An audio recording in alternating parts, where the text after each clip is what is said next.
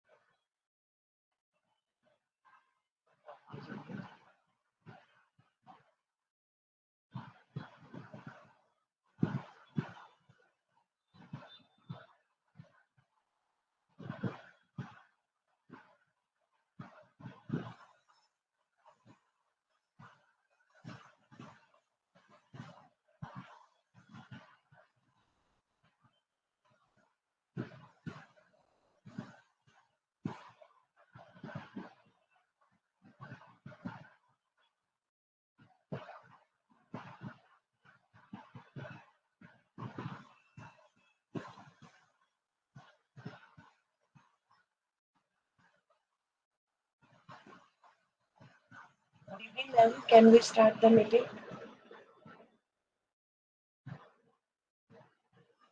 Yes, ma'am.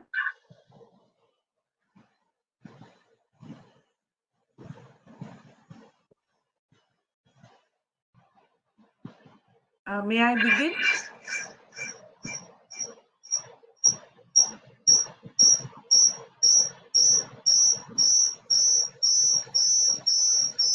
May I start, ma'am?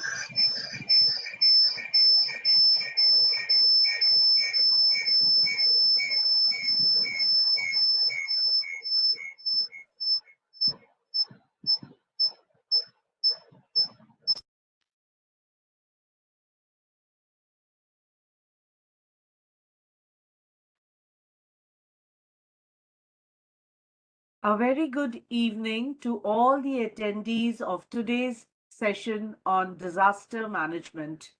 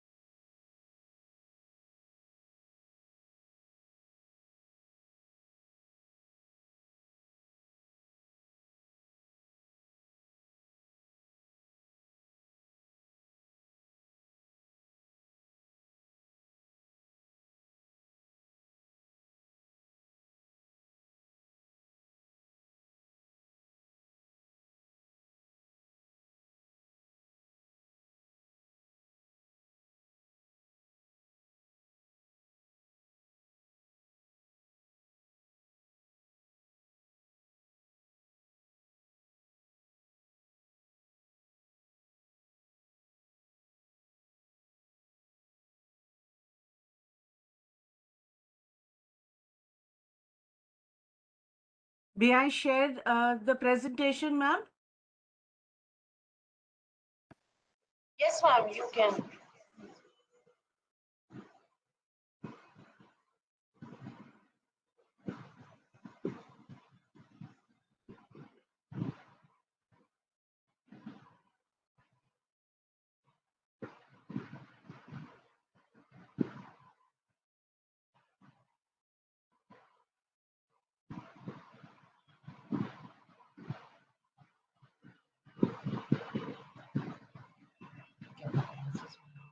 Disaster management. Disasters take many shapes.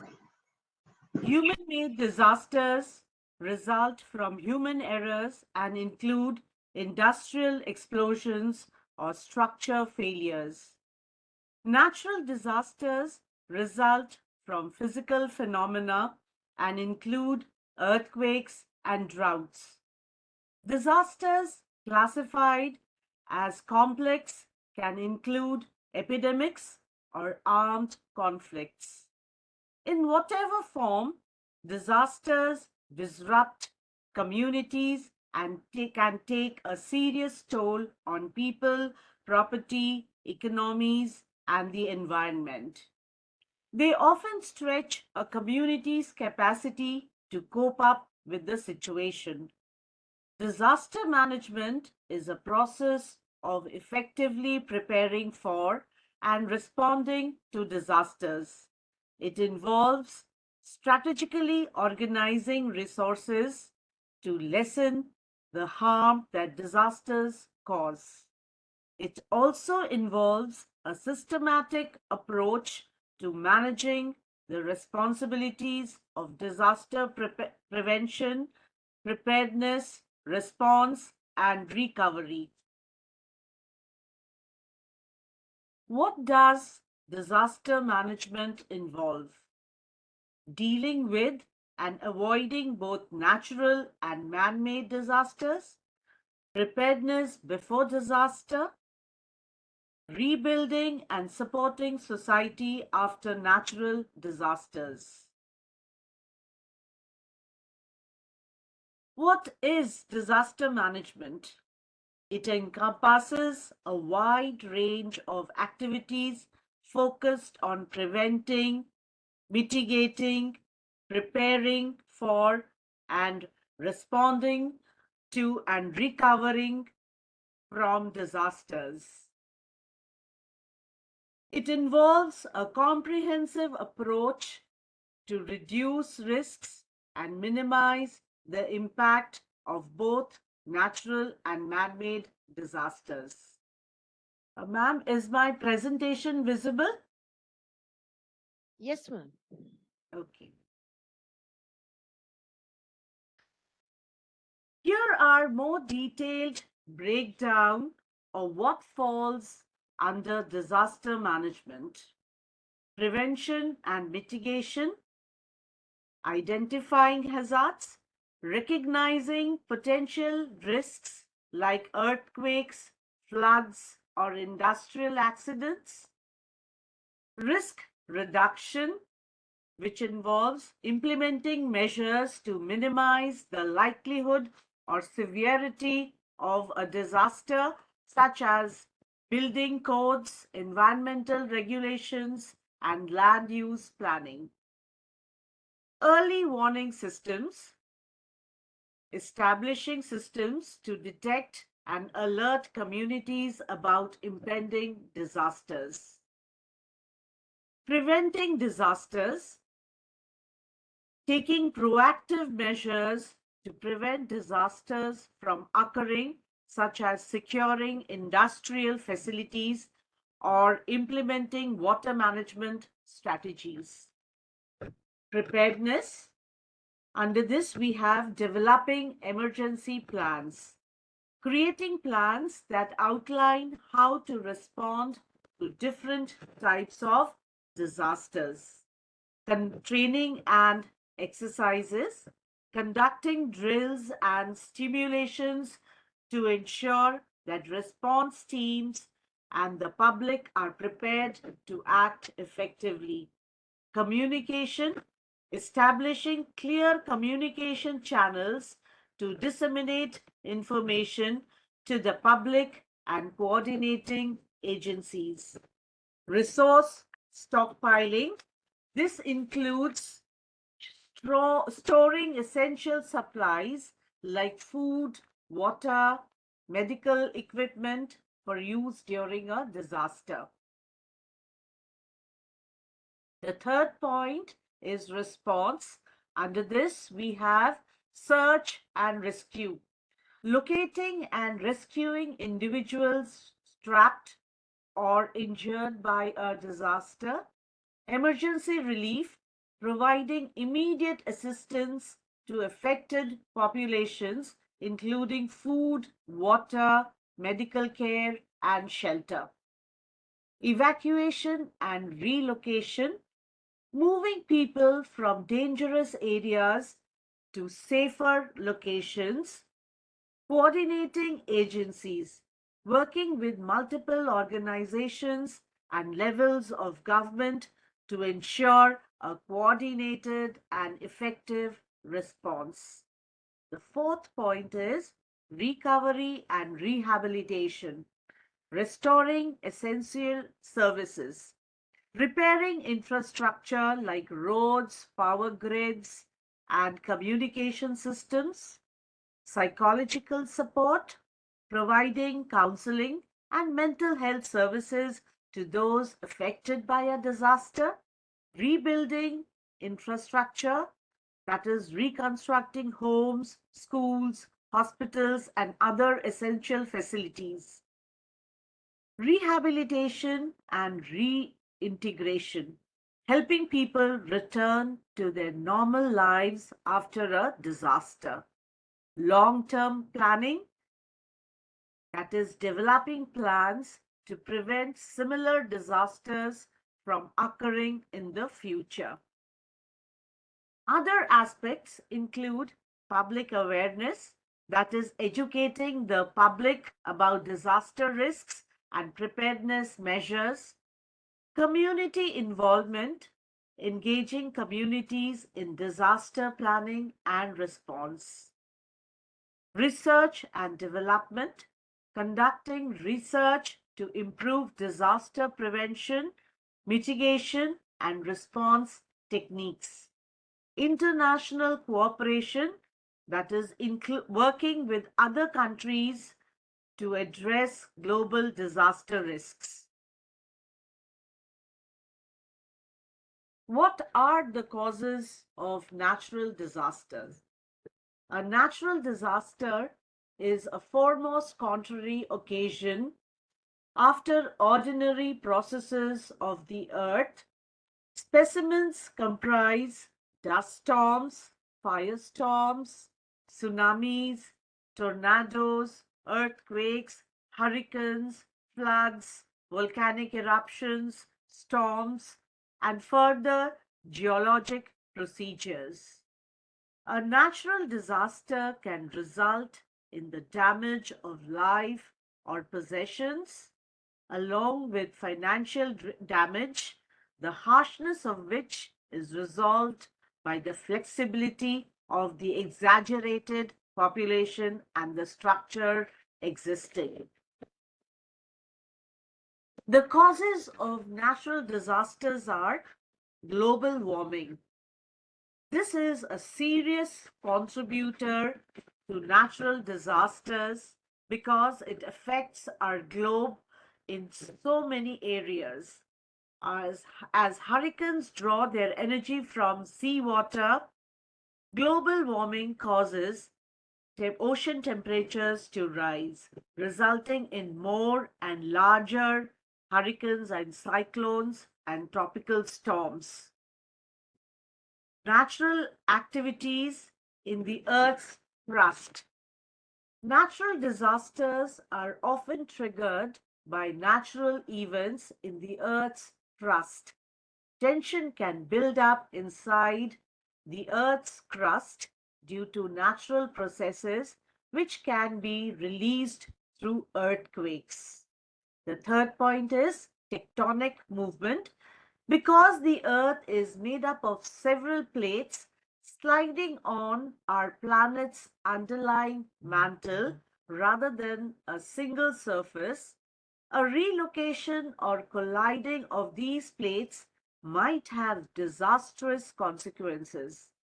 Earthquakes, volcanic eruptions, and tsunamis are all possible outcomes. Deforestation. Forests normally mitigate floods and droughts by balancing and holding back natural groundwater resources. So, deforestation might lead to an increase in natural catastrophes. Soil erosion can result in significant soil degradation, which can result in a loss of fertility and, as a result, hunger for local inhabitants. Soil erosion also can result in landslides, which can be devastating to both nature and humanity. Seismic activity. Earthquakes can be caused by seismic activities inside our planet.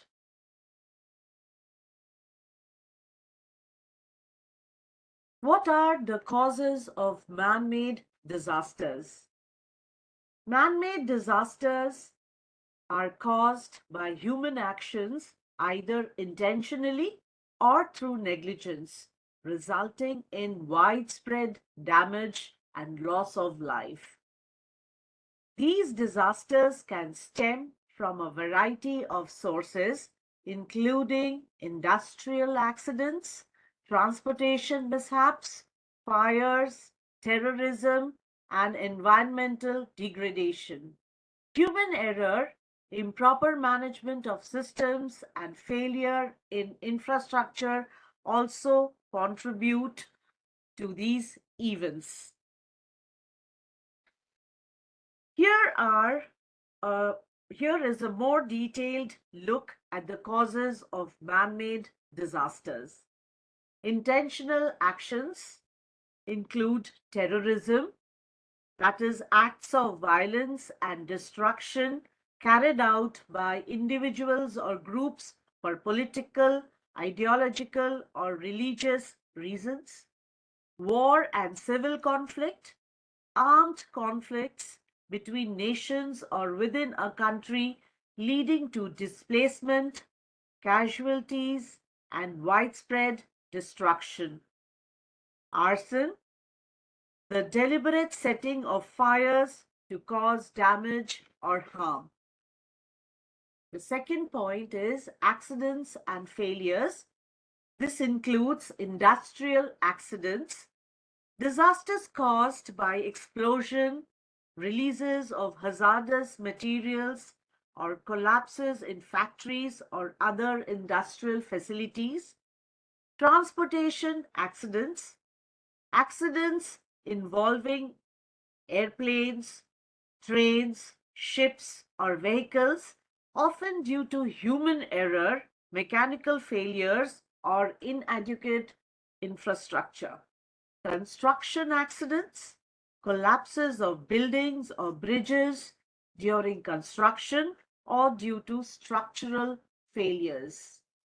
Nuclear accidents, incidents involving nuclear reactors leading to radiation releases and environmental contamination. Chemical accidents, accidents involving hazardous materials such as oil spills, toxic gas leaks, or chemical explosions. The third point is negligence and adequate management. The first point under this is pollution.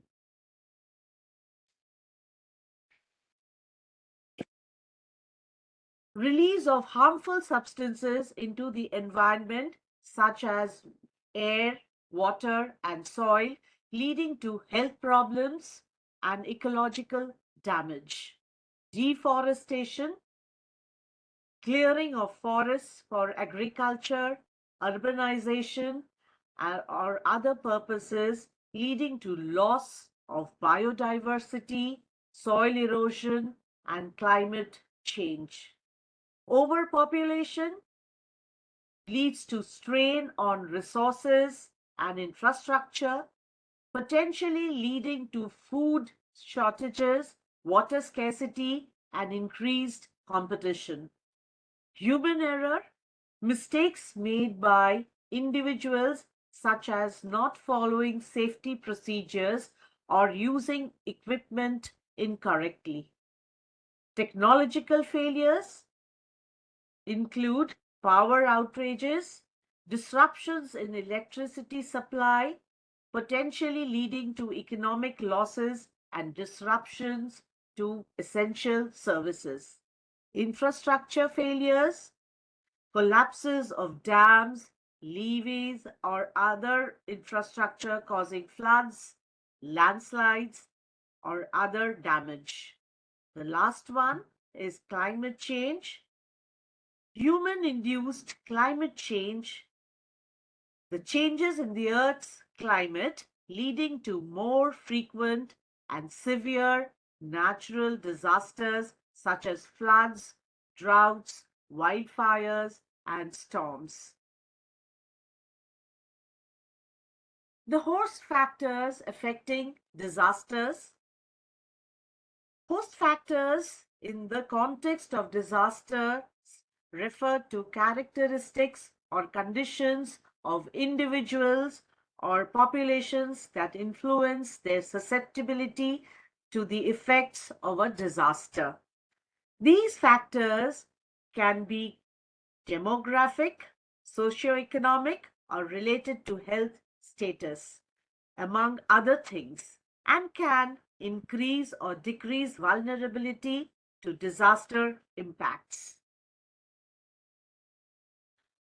Here's a more detailed look at the host factors affecting disasters. The first one is demographic factors, age. The very young and the elderly are often more vulnerable due to their physical and physiological limitations. Gender. There can be gender specific vulnerabilities, with women sometimes facing disproportionate risks related to displacement, safety, and access to resources during and after disasters. Ethnicity. Certain ethnic groups may have unique challenges and experiences related to disaster preparedness and response, potentially leading to disparities in vulnerability. Socioeconomic status, poverty, inequality, limited access to resources can make communities more vulnerable to the impacts of disasters, as they may lack the means to mitigate risk or recover effectively. The second factor is health status, pre-existing health conditions. Individuals with chronic diseases or disabilities may be more susceptible to the health risks associated with disasters, such as increased stress, exposure to pathogens, or disruption of medical care. Malnutrition and dehydration. These factors can weaken the immune system and increase vulnerability to infectious diseases, particularly in the aftermath of disasters. Medication uses. Certain medications, especially immunosuppressants, can increase the risk of infection, making individuals more vulnerable. The third point is social and cultural factors. Under this, we have education and awareness. Lack of knowledge about disaster risk, preparedness measures, and emergency procedures can hinder effective responses and increase vulnerability. Community networks and social support. Strong social connections and community resilience can buffer individuals from psychological and social impacts of disasters, while weakened social structures can exacerbate vulnerability. Perceived risk and risk perception. Individuals' perceptions of disaster risk can influence their preparedness behaviors. High perceived risk can lead to greater preparedness efforts, while low perceived risk can result in less proactive measures. The fourth point is psychological factors. Trauma and mental health. Disasters can cause significant psychological trauma, including post-traumatic stress disorder, which is also called PTSD, and other mental challenges. Stress and anxiety. The uncertainty and disruption associated with disasters can lead to increased stress and anxiety, which can further weaken the body's ability to cope up with the situation. The fifth point is physical and environmental factors. Location and exposure. Communities located in high risk areas such as floodplains or earthquake zones are more likely to experience the direct impacts of disasters. Housing and infrastructure. Poor quality housing and lack of access to basic infrastructure such as water, sanitation, and healthcare can increase vulnerability. Exposure to hazards. Exposure to specific hazards such as flooding, earthquakes, or extreme temperatures can significantly impact host populations depending on their vulnerability factors. In a sense, the way in which a disaster impacts an individual or population depends on a complex interplay of host factors, including their demographies, health status, social networks, and the specific characteristics of the disaster. Understanding these factors is very crucial for effective disaster preparedness, response, and recovery planning.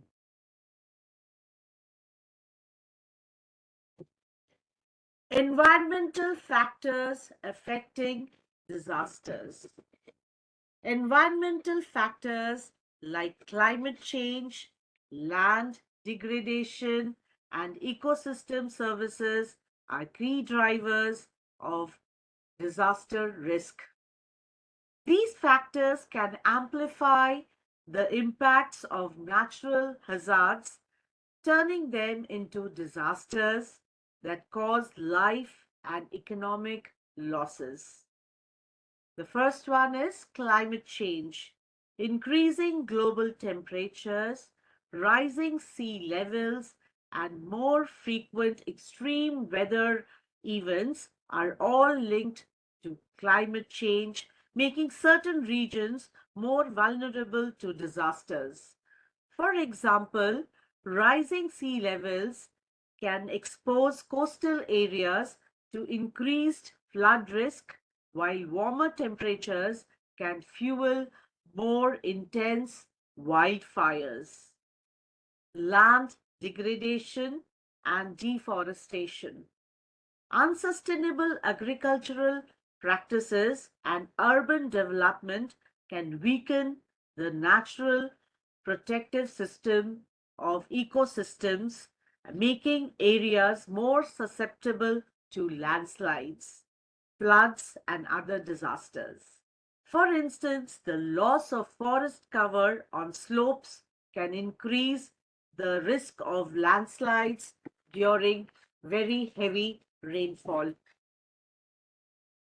Ecosystem services like protection, water purification, and nutrient cycling are essential for disaster risk reduction. Degradation of these services due to pollution, overexploitation of resources, and habitat destruction weakens the resilience of communities and increases their vulnerability. Pollution and contamination. Pollution from industrial activities, agriculture, and waste disposal can contaminate water, soil, and air, impacting human health and making it difficult for ecosystems to recover after a disaster. For example, contaminated soil can pose health risks to communities after a flood, and polluted water can make it difficult to restore drinking water supplies. Urban pressure and development. Rapid urbanization, especially when unplanned, can increase the risk of disasters. Overcrowding, inadequate infrastructure, and a lack of green spaces can amplify the impacts of events like floods and earthquakes. Resource overconsumption, overfishing, deforestation, and excessive water use can deplete natural resources and reduce the capacity of ecosystems to absorb the impacts of disasters. For instance, overfishing can reduce the resilience of coastal ecosystems to storm surges, while deforestation can increase the risk of landslides. What are the characteristics of disasters? Disasters, whether natural or human caused, are characterized by significant disruption to a community's functioning, often exceeding its capacity to cope. They are events that cause substantial material damage, loss of life, and social disruption. Disasters can be sudden or gradual, and their impact can be wide ranging, affecting individuals, communities, and the environment. Here is a more detailed look at the key characteristics of disasters. Disruption of functioning. Under this, we have community impact. Disasters disrupt the normal functioning of a community, exceeding its ability to manage the situation with its own resources. Infrastructure damage. Disasters can cause damage to infrastructure, including buildings, transportation networks, and communication systems. Loss of services.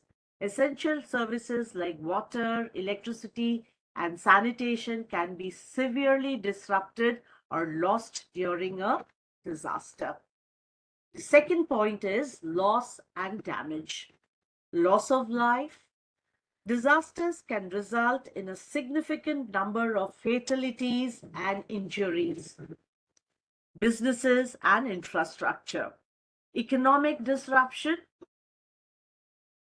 Disasters can lead to significant economic losses due to business closures, disruptions of chain supplies, and reduced productivity.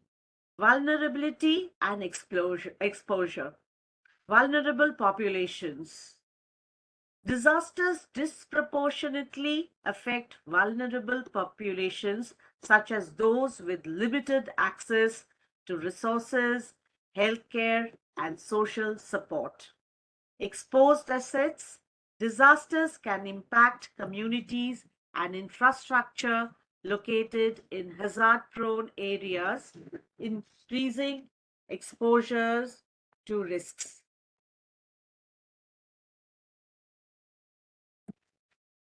Capacity. A community's capacity to respond to and recover from a disaster is a crucial factor in determining the severity of the impact. Nature of the event, natural versus man-made. Disasters can be caused by natural hazards like earthquakes, floods, and hurricanes, or by human-caused events like accidents, wars, or terrorism. Sudden versus gradual. Disasters can be sudden, like an earthquake, or gradual, like the effects of drought or climate change. Frequency and intensity. The frequency and intensity of a disaster can vary greatly, with some events occurring more frequently and causing less damage, while others are rare but devastating. Systemic risk. Interconnected systems. Disasters can have systemic impacts affecting interconnected social, ecological, economic, and political systems. Collapse of systems. The collapse of one system can have cascading effects on others, leading to wide ranging consequences. Now we have the phases of disasters. The pre-impact phase of a disaster refers to the period before a disaster occurs, characterized by activities focused on prevention, mitigation, and preparedness. During this phase, efforts are made to reduce vulnerability to hazards, enhance response capabilities, and prepare communities for potential impacts. The key activities in the pre-impact phase are mitigation. This involves measures to reduce the potential for harm from a disaster, such as building stronger infrastructure, implementing land use regulations, or improving safety standards. Preparedness. This focuses on enhancing the ability to respond effectively to a disaster, including developing emergency plans, conducting drills, training personnel, and providing public education. Early warning systems, implementing systems that can provide timely warnings of potential hazards, allowing for evacuation and other preventive measures. Risk assessment, identifying and analyzing the potential risks associated with specific hazards and vulnerabilities. Community engagement, involving communities in disaster preparedness, planning, and training to ensure they understand the risks and how to respond. Policy and legislation, developing and implementing policies and laws that support disaster preparedness and mitigation efforts. Now, examples of pre-impact activities: building codes that require earthquake-resistant construction in vulnerable areas, developing evacuation plans for communities at risk of flooding, conducting training exercises for first responders to improve their response capabilities, raising public awareness about the risks of specific hazards, establishing early warning signs for natural disasters. Now, the next one is by focusing on these uh, by focusing on these activities during the pre-impact phase, communities can significantly reduce the potential impact of disasters and improve their ability to recover more quickly. The impact phase of disaster is when the disaster event itself is happening and causing direct damage, injuries, and loss of life. It is a period of acute effects and can vary in duration. Here is a more detailed look at the impact phase. The key characteristics of the impact phase are direct damage. The disaster event directly causes damage to infrastructure, property, and the environment. Injuries and loss of life. People are exposed to immediate dangers and may suffer injuries and fatalities. Acute effects. The impact phase is characterized by a sudden and immediate onset of negative effects. Vulnerability and loss. Losses are directly correlated to the region's vulnerability, both physically and socio-economically. Relationship to other disaster phases. The impact phase follows the preparedness phase, where actions are taken to mitigate the potential impact of disasters and prepare for them. The impact phase is followed by the response phase, which involves actions to save lives, reduce health impacts, and ensure public safety in immediate aftermath. The response phase is followed by the recovery phase, where efforts are made to restore the affected areas to their pre-disaster state and improve resilience. For example, in the event of an earthquake, the impact phase would be when the ground shakes, buildings collapse, and injuries and fatalities occur. In a sense, the impact phase is the critical moment where the disaster event unfolds and causes the most direct and immediate consequences. The post impact phase of a disaster is characterized by the immediate actions taken after the disaster to save lives, reduce health impacts, ensure public safety, and meet basic needs, according to the Center for Disaster Philanthropy. It is a period of transition from the immediate response to the long-term recovery and rehabilitation of the affected areas. Here is a more detailed breakdown. Immediate response, that is disaster relief. This phase focuses on immediate needs like rescue, search, and rescue operations, providing first aid, shelter, food, water, and sanitation. Transition to recovery. As the immediate threat subsides, the focus shifts from immediate relief to long-term recovery activities. Early recovery. This involves assessing damage, planning for long-term, and initiating activities to support affected population in the first few months after the disaster. Recovery and rehabilitation. This phase involves rebuilding infrastructure, restoring services, and addressing the social, economic, and psychological impacts of the disaster.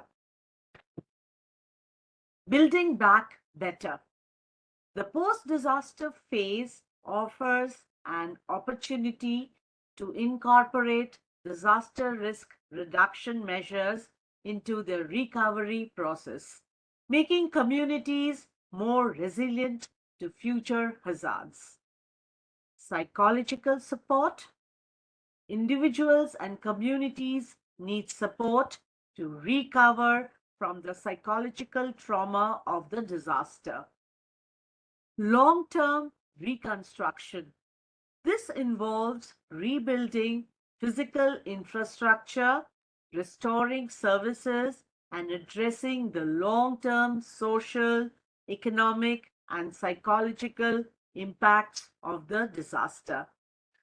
The post-impact phase can last for months or even years, depending on the severity of the disaster and the resources available for recovery.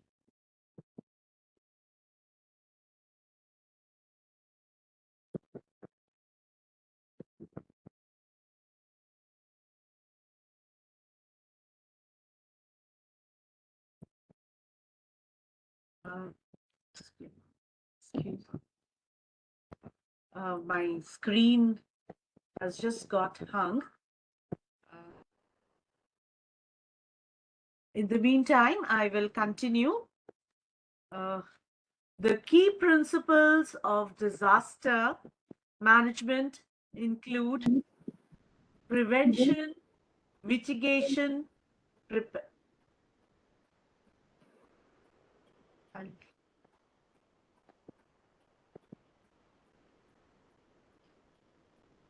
The key principles of disaster management include prevention, mitigation, preparedness, response, and recovery. These principles are interconnected and work together to minimize the impact of disasters on individuals and communities. The first point is prevention. This involves taking steps to prevent disasters from occurring in the first place. This can include measures like building codes that reduce structural damage, land use planning that avoids high risk areas, and early warning systems. Mitigation. This focuses on reducing the potential impact of a disaster even if it can't be completely prevented. Mitigation measures can include strengthening buildings, relocating populations from high risk zones, and implementing land use regulations. Preparedness. This involves preparing for disasters before they happen, including establishing plans, procedures, and resources to be used in case of an emergency.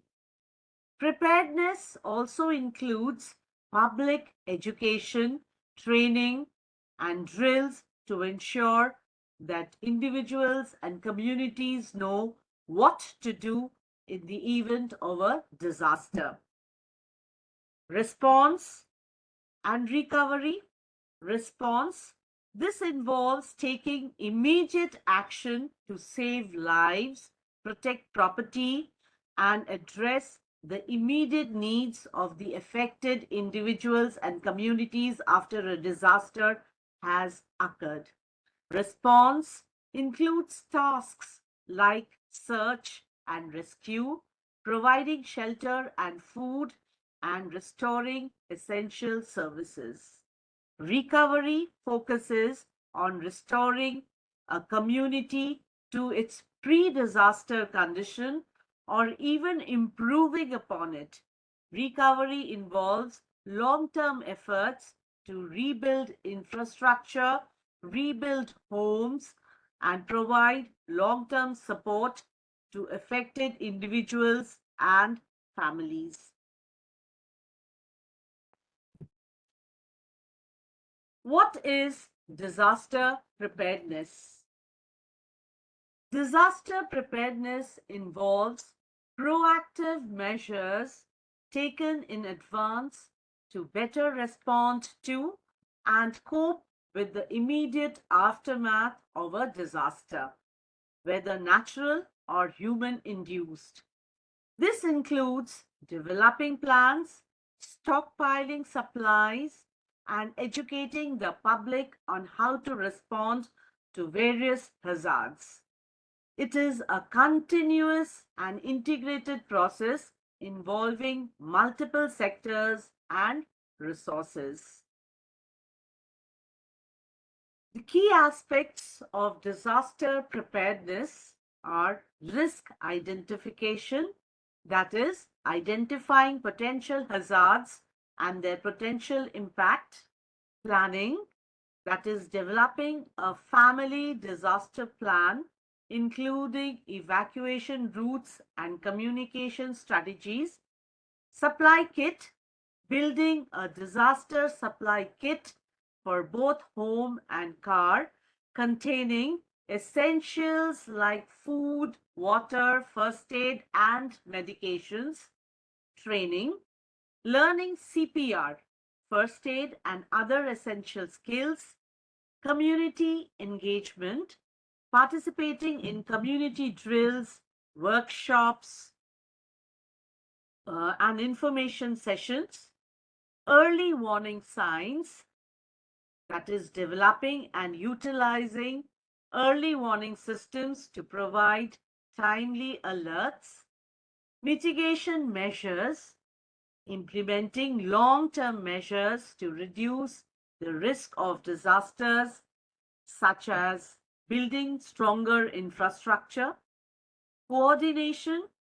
This means establishing clear lines of communication and coordination between different organizations and agencies, public education, educating the public on how to prepare for and respond to various disasters, practice, regularly practicing disaster plans and drills to ensure they are more effective. In essence, disaster preparedness aims to minimize the impact of disasters. That is, by reducing vulnerability and improving response capabilities, protect lives and property, ensuring that people have the resources and knowledge to respond to a disaster, restore essential services, helping communities to recover more quickly after a disaster. What is disaster impact? Disaster impact refers to the total effects of a disaster, encompassing both negative consequences like economic losses and positive ones like increased resilience. These impacts can be short term, such as immediate destructions and loss of life, or long term, including psychological trauma and societal disruptions. Now, we'll elaborate the negative impacts. Disasters can cause widespread destruction, leading to loss of life, injury, and property damage. They can also disrupt essential services, damage infrastructure, and impact livelihoods and economic activity. The long-term effects can include social and economic instability, displacement, and mental health challenges. Positive impacts, while often overshadowed by the negative disasters can also lead to positive changes. For instance, increased disaster preparedness and resilience building efforts can lead to improved infrastructure and emergency response system. Communities may also find ways to rebuild and strengthen their social fabric after a disaster, demonstrating increased resilience and unity. Now, the types of impact: human, that is, loss of life, injury, psychological trauma, and displacement; material, property damage, infrastructure, destruction, and loss of livelihoods; economic, include disruptions of trade, businesses, and overall economic activity; environmental, damage to ecosystems, pollution, and loss of biodiversity. Assessment: why disaster impact assessments evaluate the potential consequences of hazards, helping to identify risks and reduce damages. These assessments consider various factors, including the type of hazards, the vulnerability of the population, and the preparedness of the community. An example of this: as a natural disaster like a cyclone might cause immediate damage to infrastructure, disrupt businesses, and displace residents. However, it could also lead to a more unified community response, improved emergency response protocols, and a strengthened sense of resilience in the long run. What is disaster response? Disaster response refers to the immediate actions taken to protect lives and property following a disaster. It involves a variety of activities, including search and rescue operations, providing emergency medical aid, establishing temporary shelters, and ensuring the basic needs of the affected populations are met. The primary goal is to save lives, reduce health impacts, ensure public safety, and provide essential subsistence needs. Here is a more detailed look at the disaster response, the key aspects of disaster response. Immediate action.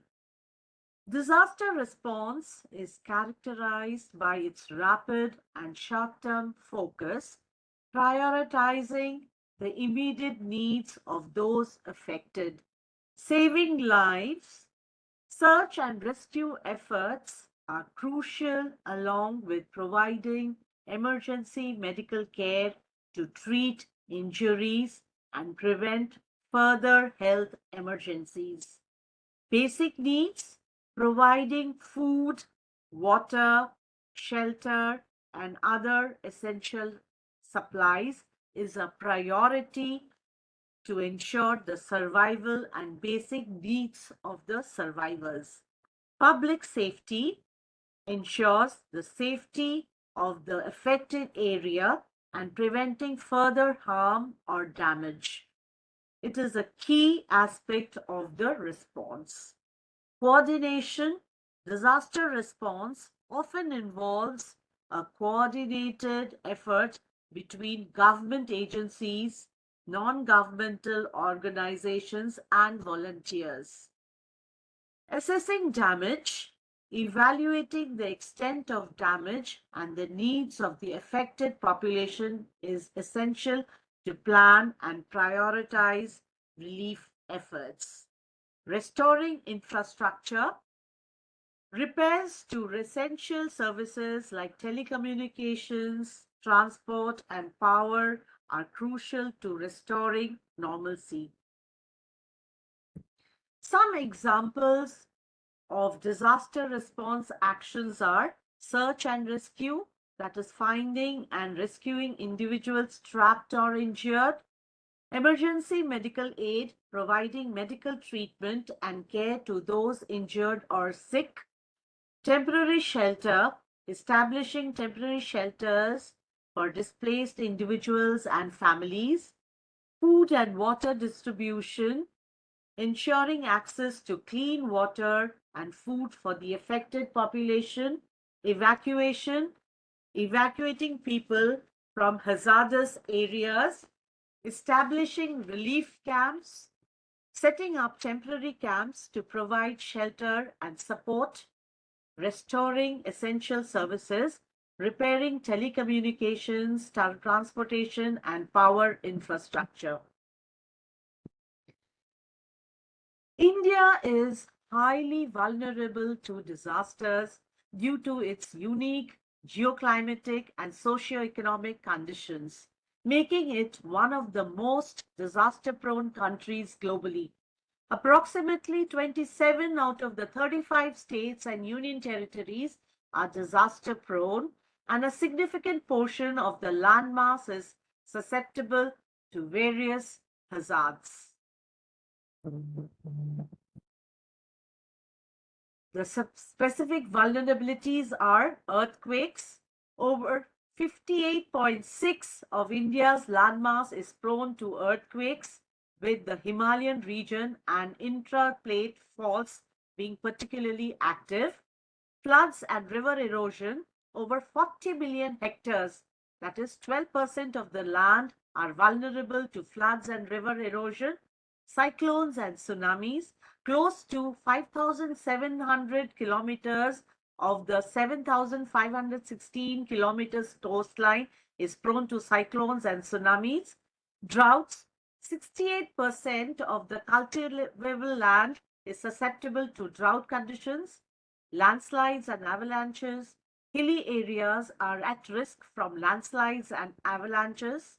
The other hazards are India also faces risks from other natural disasters like wildfires, heat waves, and cloudbursts. The National Disaster Management Authority, that is NDMA, headed by the Prime Minister of India, is the apex body for disaster management in India. It was established by the Disaster Management Act of 2005 to lay down policies, plans, and guidelines for disaster management. The NDMA also coordinates and monitors the implementation of national and state plan level plans and also provides technical assistance to state governments. The key functions of NDMA are policy and planning. It develops and approves national policies and plans for disaster management. Coordination and monitoring. It coordinates and monitors the implementation of the national plan and other disaster management plans. Technical assistance. NDMA provides technical assistance to state governments in preparing disaster management plans. Capacity building. NDMA focuses on building capacity for disaster resilience and crisis response. Prevention and mitigation. NDMA works to prevent and mitigate the impact of disasters through various measures. Preparedness and response. NDMA ensures that adequate resources and mechanisms are in place for timely and effective disaster response. NDMA's structure. The Prime Minister of India is the ex officio chairperson of the NDMA. NDMA has several divisions, including policy and plans, mitigation operations and communications, and information and technology. The Ministry of Home Affairs is the nodal ministry for disaster management. The National Disaster Response Force, NDRF, a specialized force under the MHA, provides specialized response during disasters. The state level disaster management. Each state has also its own disasters management authority, SDMA, headed by the chief minister. The SDMA coordinates and monitors disaster management activities within the states in accordance with the NDMA's guidelines. At the district level, there are district disaster management authorities, DDMA, which are responsible for disaster management at the local level.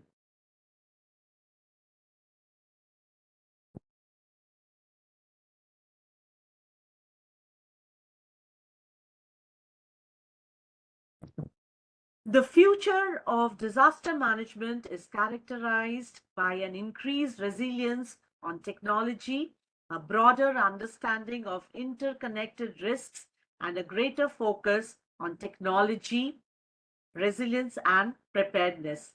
Emerging technologies like AI, GIS, geographic information system, and social media are expected to play a crucial role in disaster prediction, response, and recovery. Furthermore, there is a growing emphasis on incorporating climate change adaptation into disaster management strategies and building resilient infrastructure. The key aspects of the future of disaster management: technological advancement, which include AI and machine learning, GIS and remote sensing. These tools enable accurate mapping, risk assessment, and real-time monitoring of disaster impacts. Social media. Social media platforms are valuable for communication, crowdsourcing information, and coordinating response efforts. Mobile technology. The second one is interconnectedness and systematic risk, which include climate change, urbanization, global supply chains. The third point is resilience and preparedness, which include disaster resilient infrastructure, building communities, emergency preparedness, challenges and opportunities, which include cybersecurity, public private partnership, and disadvantaged populations. The UN General Assembly has designated 13th October as the International Day for Disaster Reduction to promote global culture of disaster reduction, including disaster prevention, mitigation, and preparedness. The theme is empowering the next generation for a resilient future. On Disaster Prevention Emergency Drills Day, the emergency drills are organized by local governments throughout the country. Some famous slogans for the International Day for Disaster Risk Reduction are stay ready, stay safe, safety first, disaster last, a safer future starts today. Thank you. With this, we come to the end of the presentation on disaster management. I sincerely hope you all will have gained relevant insights about disaster awareness, preparedness, and management.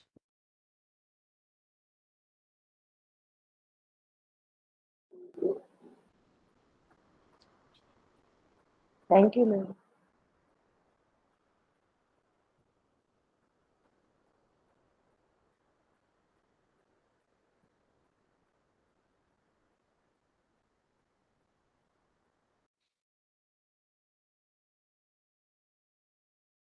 Thank you very much.